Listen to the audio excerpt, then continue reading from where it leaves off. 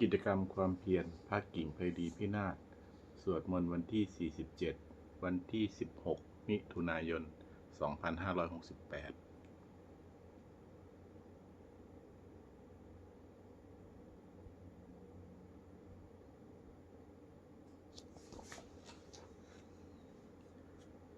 บัดนี้วันที่ 16 มิถุนายน 2568 เป็นวันที่ 47 ที่ข้าพเจ้านายธนากร ลักน้ำเที่ยงขอถวายเสียงสวดสาธยายพระสูตรพระปริตรและมนต์ต่างๆถวายเป็นพุทธบูชาธรรมบูชาสังฆบูชาและอาจาริยบูชาแด่ครูบาอาจารย์ทั้งหลายขอจิตของข้าพเจ้าจงตั้งมั่นมีสติระลึกได้มีสมาธิจดจ่อในอักขระพยัญชนะในบทสวดอย่างต่อเนื่องด้วยเทินบทที่ 1 อรหังสัมมาสัมพุทโธภควาพุทธังภควันตังอภิวาเทมิสวากขาโตภควตาธัมโมธัมมังนามัสสามิสุปฏิปันโนภควโตสาวกสังโฆสังฆังนามามิบทที่ 2 อรหังสัมมาสัมพุทโธสุจิรังปารินิพพุตโตคูเนหิทารามาโนทานิปารามิหิจาทิสติยาวชีวังอหังพุทธังธัมมังสังฆังสรณังคโตปูเชมิรัตนัตยังธัมมังจารามิโสทินาบทที่ 3 สมันตาจักรวาเลสุอัตตราคัญชันตุเทวตาสัทธัมมังมุนิราชันสาสุนันตุสักขโมคทังสักเคกาเมจารุเปคิริสิครัตตเตจันตริเควิมาเนทีเปรเทจคาเมตารุวนาคาหาเนเคหาวัตุมิเคเตปุมาจายันตุเทวาชารถาลวิสเมยขาคันทัพพนาคาติทันตาสันติเกยังมุนิวราจนังสาทวูเมสุนันตุธรรมสวนากาโลอายัมปทันตาธรรมสวนากาโลอายัมปทันตาธรรมสวนากาโลอายัมปทันตาบทที่ 4 นะโมตัสสะภะคะวะโตอะระหะโตสัมมาสัมพุทธัสสะนะโมตัสสะภะคะวะโตอะระหะโตสัมมาสัมพุทธัสสะนะโมตัสสะภะคะวะโตอะระหะโตสัมมาสัมพุทธัสสะบทที่ 5 พุทธังสรณังคัจฉามิธัมมังสรณังคัจฉามิสังฆังสรณังคัจฉามิทุติยัมปิพุทธังสรณังคัจฉามิทุติยัมปิธัมมังสรณังคัจฉามิทุติยัมปิสังฆังสรณังคัจฉามิตติยัมปิพุทธังสรณังคัจฉามิตติยัมปิธัมมังสรณังคัจฉามิตติยัมปิสังฆังสรณังคัจฉามิบทที่ 6นัตถิเมสรณังอัญญังพุทโธเมสรณังวรังเอเตนะสัจวัชเชนะโสทิเมหนตุสัพพทานัตถิเมสรณังอัญญังธัมโมเมสรณังวรังเอเตนะสัจวัชเชนะโสทิเมหนตุสัพพทานัตถิเมสรณังอัญญังสังโฆเมสรณังวรังเอเตนะสัจวัชเชนะโสทิเมหนตุสัพพทาบทที่ 7พุทธังนะเมรัตนะภูตะสลีระจิตตังธัมมังนะเมรัตนะภูตะวิสุทธิสารังสังฆังนะเมรัตนะภูตะสีรทิฏฐิเอตังนะเมตินรัตนังรัตนะตยวหังสัมมาสโมสวิละวิถุสวิเศษภูตังอัญโยยายุตตะคุณะโยคาวะสัปปวัตตังอสุมิอายัมหิปิตเทวะจทายติทันเตเอกังวินาตทิตตะเตสมะสัมภะเวนะโลเกกทาจิจะจิเรนจะปาตุภูตังกัมพีรยาวิสยังอธิทุตทัสถังวินยูหิปันทิตะชะเนหิวิชัญยรูปังโลกัมหิเกหิจิกตัญจุปะลัพพนิยังเกสัญจิสุทุวิธิตังคุณากายตายะนาเมหิเยวะชนะตายะสุ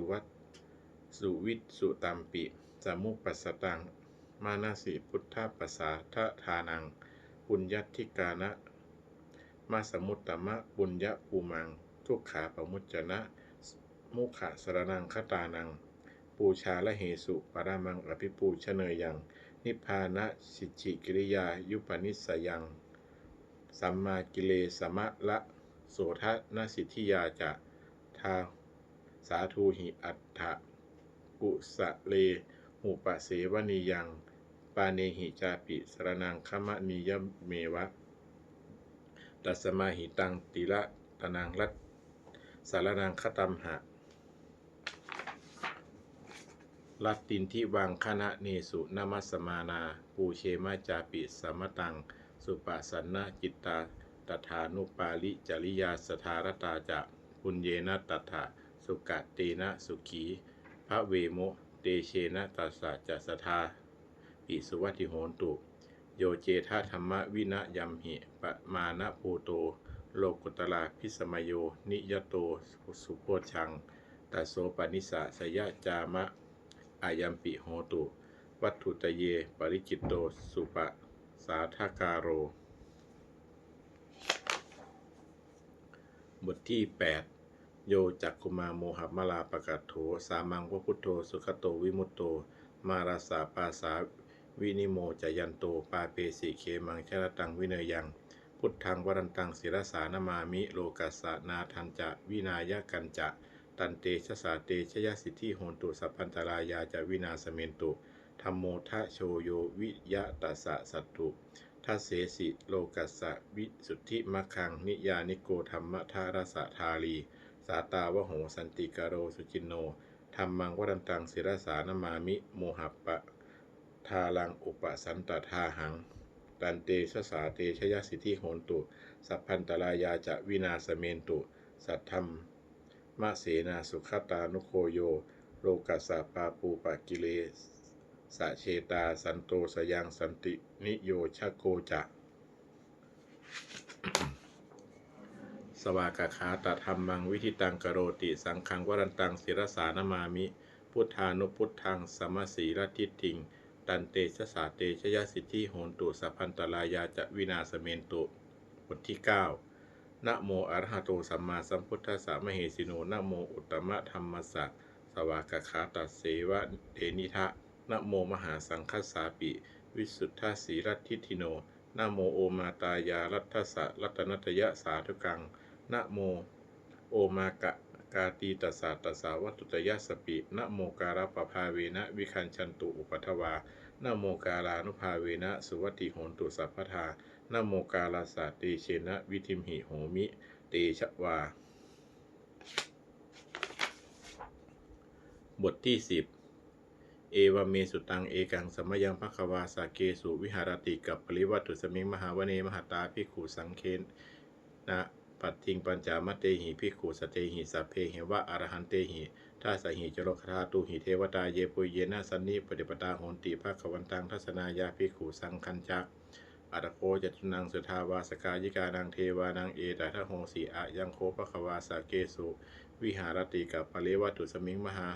วเนมหตาภิกขุสังเคนาสัตถิงปัญจมัตเตหิภิกขุสเตหิสัพเพเหวะอรหันเตหิทัสสหิจโลกธาตุหิเทวตาเยปุเยนะสันนิปฏิปตาโหนติภควันตังทัศนายาภิกขุสังคัญจะยันนูนะมยัมปิเยนะภควาเตนุปสังกเมยามาอุปสังกมิตวาภควโตสันติเกปัญเจกคาถาภาเสยยามาติ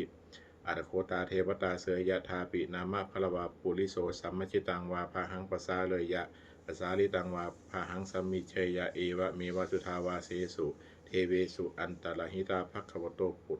ปุระโตปาสุระหังสุอัตโคตาเทวตาภควันตังอภิวาเทตวะเอกามันตังอัตถังสุเอกามันตังทิตาโคเอกาเทวตาภควโตสันนิเกอิมังคาทังอภาสีมหาสมโยปวนัสมิงเทวกายาสมาคตาอาคาตัมหะอิมังธรรมะสมยังทักขิตาเยวะอัปปราจิตสังคันติอัตโคอัปปราภควโตสันติเกปันอิมังคาทังอภาสีตัตระภิกขโวสมาทหังสู่จิตตังอัตโนอุชุมะกังโสสาละทีวะเนตานิขะเหตวะอินทริยานิละขันติปันทิตาติอัตโคอัปปราเทวตาภควโตสันติเกอิมังคาทังอภาสีเจตวะขีลังเกตวะปะลีสังอินทาคีลังโอหันจามะเมชาเตจรันติสุทาวิมราจักขุมตาสุทันตาสุสุนาคาติอัตโคอัปปราเทวตาภควโตสันติเกอิมังคาทังอภาสีเยเกขีพุทธังสรนังคตาเสนะเตขมิสันติอาปายะภูมิงปหายะมานุสังเทสังเทวะกายังปาริปุเรสันติติอัตโคภควาภิกขุอามันติสิเยปุเยนะภิกขเวทัสสะสุโรกตาตุสุเทวตาสันนิปฏิปตาโหนติตถาคตังทัศนายาภิกขุสังคัญจะเยปิเตภิกขเวอเหสุงอติตมัฏฐานังอรหันโตสัมมาสัมพุทธาเตสัมปีภควันตานังเอตะปารมาเยวะเทวตาสันนิปฏิปตาอเหสุงเสยยะทาปีไมหังเอจารหิเยปิเตภิกขเวภวิสันติอนาคตมัฏฐานังอรหันโตสัมมาสัมพุทธาเตสัมปีภควันตานังเอตะปารมาเยวะเทวตาสันนิปฏิปตาภวิสันติเสยยะทาปีไมหังเอจารหิอ อาเจกิสามิภิกขเวเทวกายานังนามานิกิตยิสามิภิกขเวเทวกายานังนามานิเทสิสามิภิกขเวเทวกายานังนามานิตังสุนาถาสาธุกังมนสิกโรธะอาสิสามิติเอวัมพันเตติโคเตภิกขุภควโตปัญจโสสุมภควะเอตทโวจะ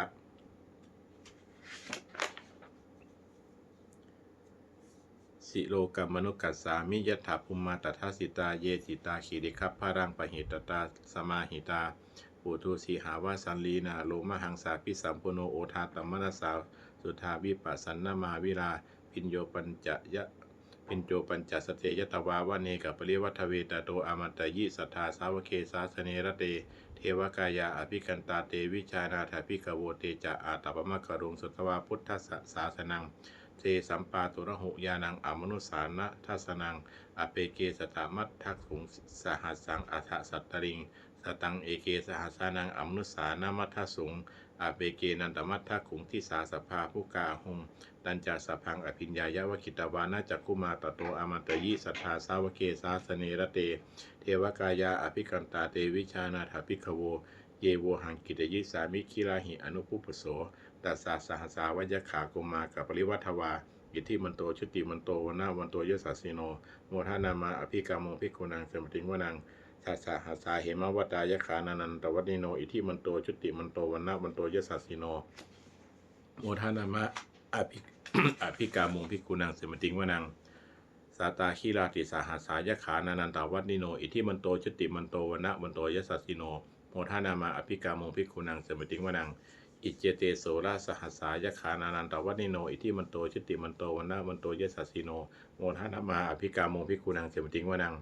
เวสามิตาปัญจสตายะขานานันตวัตนิโน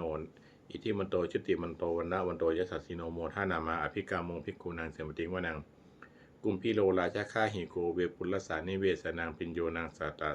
สาหัสสังยะขานังปุริปาสติกุมพิโลราชฆาหิโกโสปะฆาเสมติงวนังปุรีมันจาที่สังราธาทัตตารโทปสาสติคันธพานังอธิปติมหาราชายสัสสิโสอุตาปิตสาพหาโวอินทานามามหาพลาอิทิมันโตชุติมันโตวันนาวันโตยสัสสิโนโมทานามาอภิกามงภิกขุนังเสมติงวนังทักขีนันจาที่สังราชาวิรูโหตปสาสติคุมบันทานังอธิปติมหาราชายสัสสิโสอุตาปิตสาพหาโวอินทานามามหาพลาอิทธิมันโตชุติมันโตวันนะวันโตยสัสสิโนโมทานามาอภิกามงภิกขุนังเสมติงวนังปัญชีมาจาที่สังราชาวิโรปโคปสาสตินาคานังอธิปติมหาราชายสัสสิโสปุตตาปิตาสาพหาโวอินทานามามหาพลาอิทธิมันโตชุติมันโตวันนะวันโตยสัสสิโนโมทานามาอภิกามงภิกขุนังเสมติงวนังอุตตาลัญจาที่สังราชากุเวโรตปสาสติยะคานังอธิปติมหาราชายสัสสิโส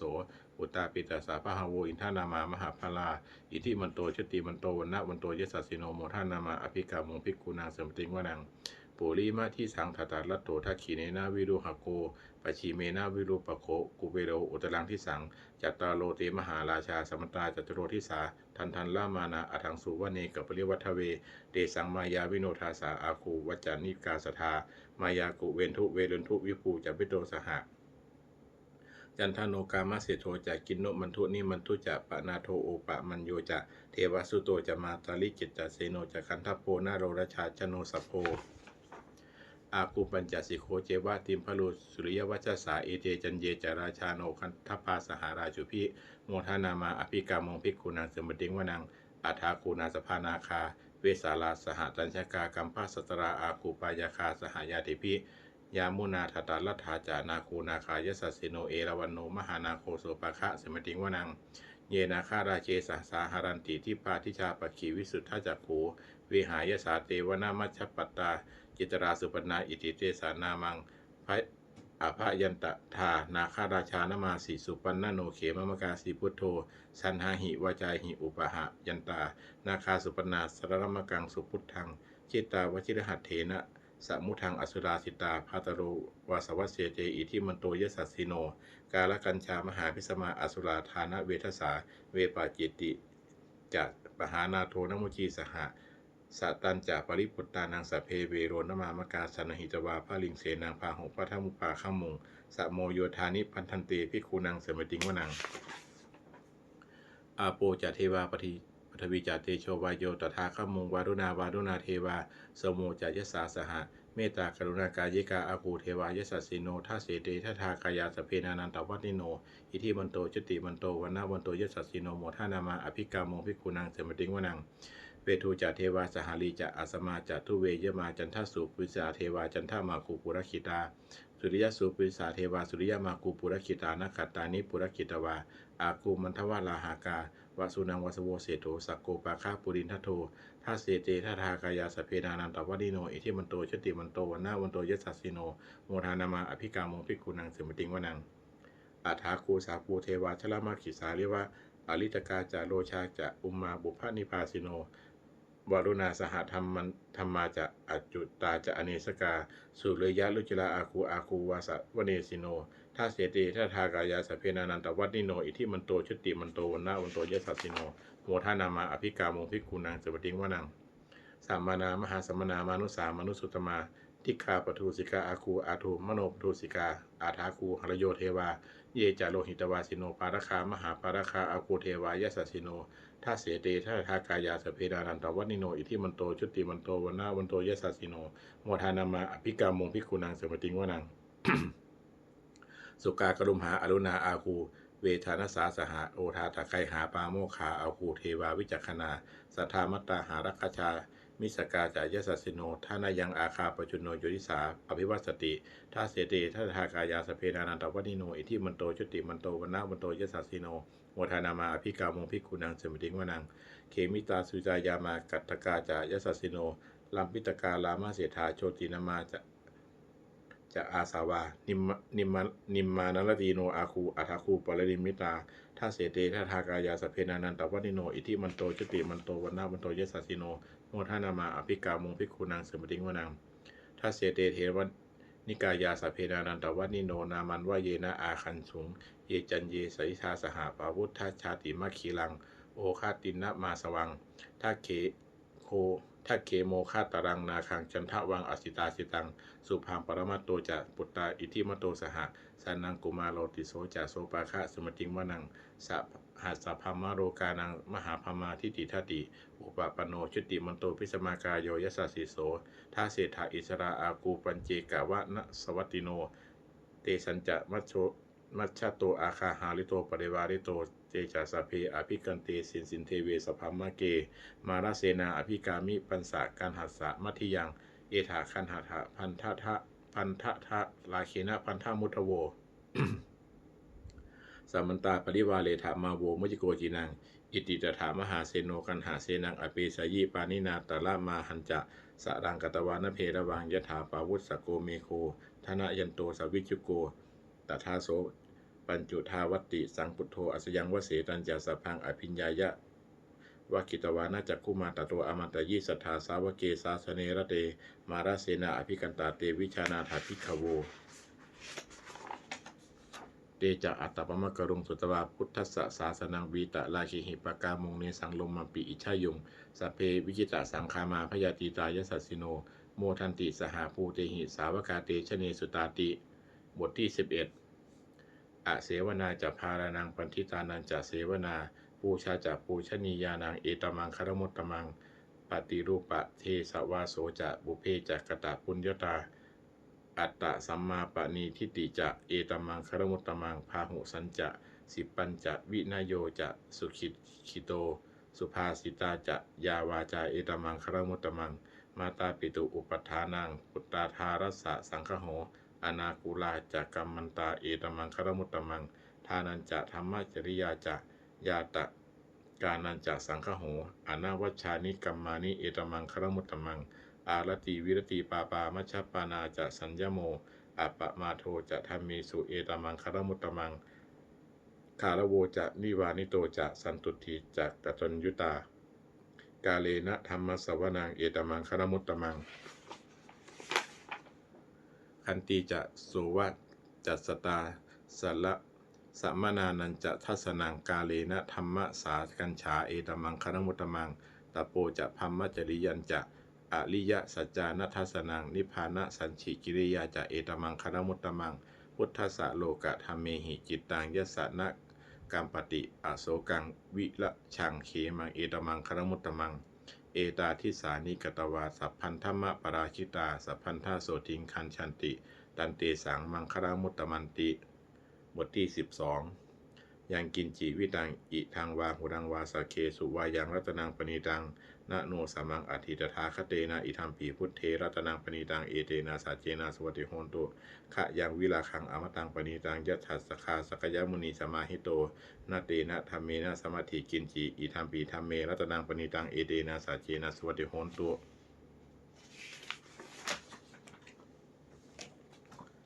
ยัมพุทธาเสโทปรวันนยีสุจิงสมาธิมานันตาลิ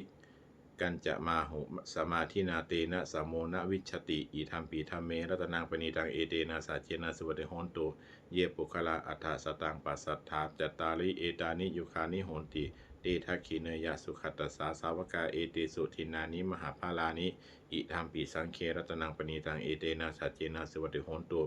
เยสุปายุตตามนัสสาทัพเหนะมิกาเมโนโคตมัสสาสนามิเตปฏิปัตตาอมตังวิคัยหะรัฐามุธานิพุตติงพุชานามาอิทัมปีสังเครัตนังปณิตังเอเตนะสัจเจนะสวัติโหนตุกีนังปุลานังนวังนัตถิสัมภวังวิรัตจิตายติเกภวสมิงเตขีนะพิชาอวิรุหิชันธานิพันติทีรายถายัมปทีโปอิทัมปีสังเครัตนังปณิตังเอเตนะสัจเจนะสวัติโหนตุ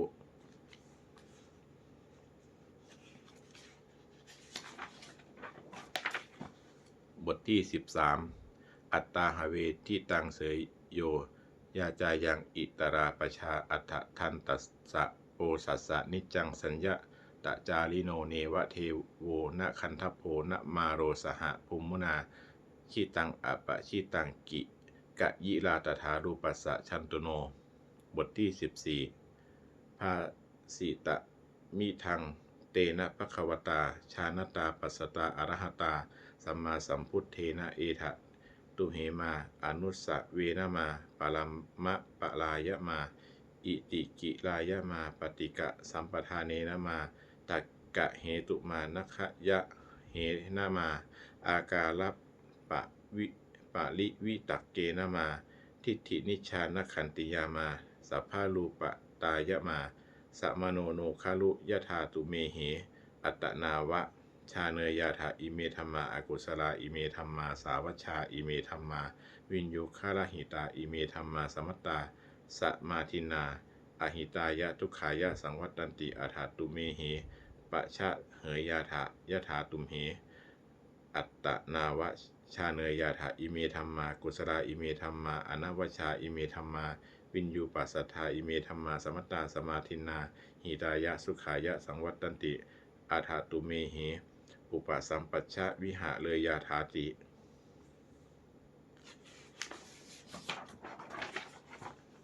บทที่15อุปนิยติชีวิตัมมปภะยุงชรูปณีตัสสานาสันติตานาเอตังพยังมรเนเปคามาโนปุญญานิกายิราถาสุขาวะหานิอุปนิยติชีวิตัมมปมายังชรูปณีตัสสานาสันติตานาเอตังพยังมรเนเปคามาโนโลกามิสังปะชะเหสันติเปโกโยธากายเยนะสังยะโมวาจายะอุทาเจตสาตังตัสสะเปตัสสะสุขายะโหติยังคีวะมาโนปกโรติปุญญังธัมโมหะเวรคติธัมมาจาริงธัมโมสุจินโนสุขมาวหาติเอสานิสังโสธัมเมสุจินเนนะ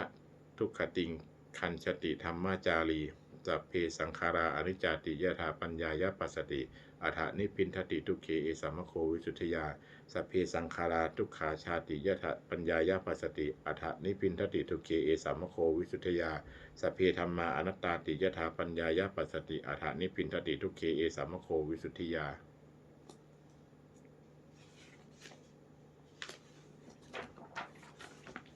บทที่16อัปปันนกถานาเมเกทุกติยังอาหุตกิกาเอตกัญญายะเมธาวิตังคันเหยยะอัปปันนกังพะหงเวสรนังยันติปภาตานิวนานิจะอารามาลุขติจะยานิมนุสาพยตัดชิตาเนตังโขสรนังเขมังเนตังสรมุตตมังเนตังสรมาคัมมะสัพพะพุทธัสปมุจจติโยธาพุทธันจะธรรมันจะสังคันจะสรนังคโต จัตตาริอริยสัจจานิสัมมาปัญญายาปัสสติทุกขังทุกขสมุปปาทังทุกขสัจจะอติกมังอริยะจะอันทักขีกังทุกขูปัสสมะคามินังเอตังโขสรนังเขมังเอตังสรณมุตตมังเอตังสรณาคัมมะสัพพะทุกขาปมุจจติบทที่17อตีตังนาคาเมยยะนปฏิกังเคอนาคตังบุคคลไม่ควรคำนึงถึงสิ่งที่ล่วงแล้วไม่ควรมุ่งหวังสิ่งที่ยังไม่มาถึงยะธาทีตามไปหินันตังอปันตัญจะอนาคตังสิ่งใดล่วงไปแล้วสิ่งนั้นก็เป็นอันละไปแล้วและสิ่งที่ยังไม่มาถึงก็เป็นอันยังไม่ถึงปัจจุปันนันจะโยธรรมังตถาวิปัสสติอสังหิรังอสังกุปังตังวิทยามานุพพโลหะเยก็บุคคลใดเห็นแจ้งในธรรมปัจจุบันไม่งอนแง่นไม่คอนแคลนในธรรมนั้นได้บุคคลนั้นพึงเจริญในธรรมนั้นเนืองๆให้ปลูกโปร่งเถิดอาเชวะกินจะมาตับปังโกมจัญญาวรนังสุเวพึงทำความเพียรเสียในวันนี้แหละใครเล่าจะรู้ความตายในวันพรุ่งนะหิโนสังคารันเตนะมหาเสนีนามาจุนาเพราะว่าความพัดเพียรกับมัจจราชผู้มีเสนาใหญ่นั้นย่อมไม่มีแก่เราทั้งหลายเอวังบิหาริมาตาปิงอโหรันตัมมาตันติตังเวพัทันเทกรันโตติสันโตอาจิคเตมุนิติพระมุนีผู้สงบย่อมเรียบบุคคลผู้มีปกติอยู่อย่างนี้มีความเพียรไม่เกียจคร้านทั้งกลางวันและกลางคืนนั่นแลว่าผู้มีราตรีหนึ่งเจริญด้วยประการชนี้แล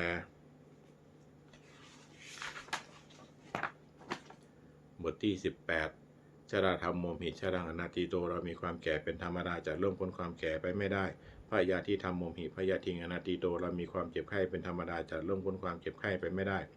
มรณะธรรมโมหิมรณังอนาติโตเรามีความตายเป็นธรรมดาจะล่วงพ้นความตายไปไม่ได้สัพเพหิเมปิเยหิมนาเปหินานาภาโววินาภาโว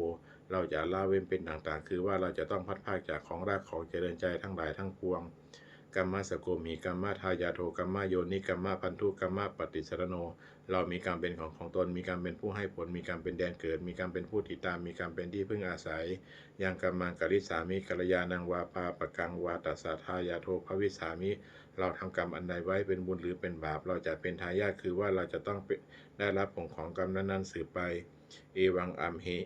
หิอภิทังปัจเจเวขิตพังเราทั้งหลายควรพิจารณาอย่างนี้ทุกวันเถิด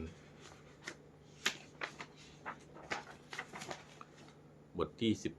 19ทุกขปัตตาจนิทุกขาพยาปัตตาจนิพยาโสกปัตตาจนิโสกาโหนตุสัพเพปิปานิโนเอตาวตาจะอเมหิสัมปัตตังบุญญสัมปทังสัพเพเทวานุโมทันตุสัพพะสัมปสิทธิสิทธิยาทานังท่าทันตุสัทธายะสีลังละคันตุสัพพทาภาวนาพิรตาโหนตุคันชันตุเทวตาคตาสัพเพพุทธาพระปัตตาปเจกานันจะยังพลังอหันตานันจะเตเชนะละคัมพันธามิสัพพโส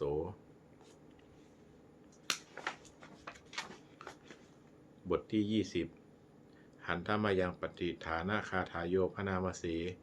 ยาเทวตาสันติวหาและวาสินีทูเปตะเลโพธิตะเลตะหิงตาธรรมะธานีนะภวันตุปูชิตาโสติงกะโรนเตถะวิหารามันทะเล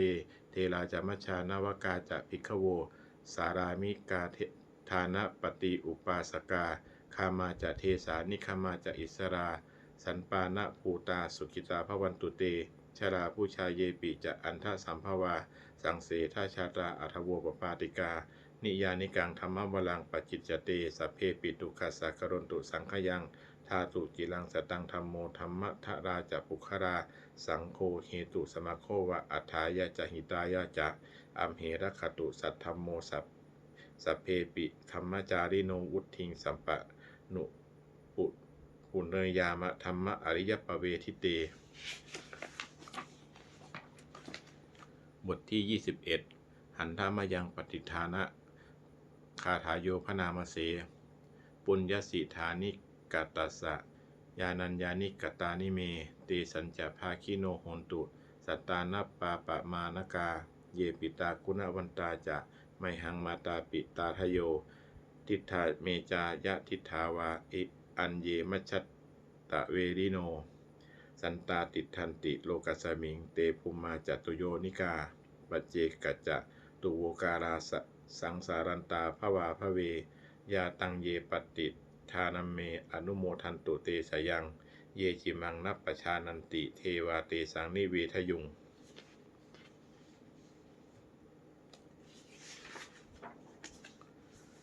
มะยาทินนานะปุญญ นังอนุโมทนาเหตุนาสัพเพสัตตาสัทธาโหนตุอเวราสุขชีวิโนเขมปันทันจะปัปปุนโตเตสสาจิตตะตังสุภาขอสัตว์ทั้งหลายไม่มีที่สุดไม่มีประมาณจงเป็นผู้มีส่วนแห่งบุญที่ข้าพเจ้าได้ทำในบัดนี้และแห่งบุญทั้งหลายอื่นที่ข้าพเจ้าได้ทำแล้วคือชนเหล่าใดเป็นที่รักผู้มีคุณมีบรรดาและบิดาของข้าพเจ้าเป็นต้นที่ข้าพเจ้าได้เห็นหรือแม้ไม่ได้เห็นและสัตว์ทั้งหลายอื่นที่เป็นกลางและมีเวรกันตั้งอยู่ในโลกเกิดในภูมิ3เกิดในกำเนิด4มีขันธ์5และขันธ์1และขันธ์4ท่องเที่ยวอยู่ในภพน้อยและภพใหญ่สัตว์เราได้ทราบการให้ส่วนบุญของข้าพเจ้าแล้วขอสัตว์เหล่านั้นจงอนุโมทนาทานเองเถิดก็สัตว์เหล่าใดย่อมไม่ทราบการให้ส่วนบุญของข้าพเจ้านี้ขอเทพทั้งหลายจึงแจ้งแก่สัตว์เหล่านั้นเพราะเหตุคืออนุโมทนาบุญทั้งหลายที่ข้าพเจ้าให้แล้วขอสัตว์ทั้งปวงจงอย่ามีเวรขอให้อยู่เย็นเป็นสุขเสมอเถิดและจงถึงทางอันเกษมเถิดขอความหวังอันดีของสัตว์เหล่านั้นจงสำเร็จเถิดด้วยอานุภาพแห่งสัจจะอธิษฐานอานุภาพแห่งความเพียรและอานิสงส์แห่งการบูชาพระรัตนตรัยด้วยการสาธยายบทสวดมนต์พระสูตรพระปริตรและพระคาถาเหล่านี้ขอความสุขสวัสดีจงเกิดมีแก่ข้าพเจ้าขอให้พ้นจากทุกภัยทั้งปวงขอให้ข้าพเจ้าเจริญทั้งทางโลกและทางธรรมขอโดยเทพเทวดาทั้งหลายโปรดอนุโมทนาในการสวดสาธยายมนต์และธรรมะเหล่านี้เมื่ออนุโมทนาแล้วโปรดอำนวยพรให้แก่ข้าพเจ้าและวัตถุมงคลพระกิ่งไพลีพินาศโดยมูลนิธิสมเด็จพระญาณสังวรวัดบวรนิเวศวิหารตลอดจนวัตถุมงคลทั้งหลายที่3สิ่งสร้างขึ้นทั้งที่ผ่านมาและที่จะจัดสร้างในอนาคตขอจงเปี่ยมด้วยอานุภาพแห่งพระปริตรและคำมงคลในพระคาถาต่างๆขอจงสำเร็จศักดิ์สิทธิ์ทุกประการเทอญ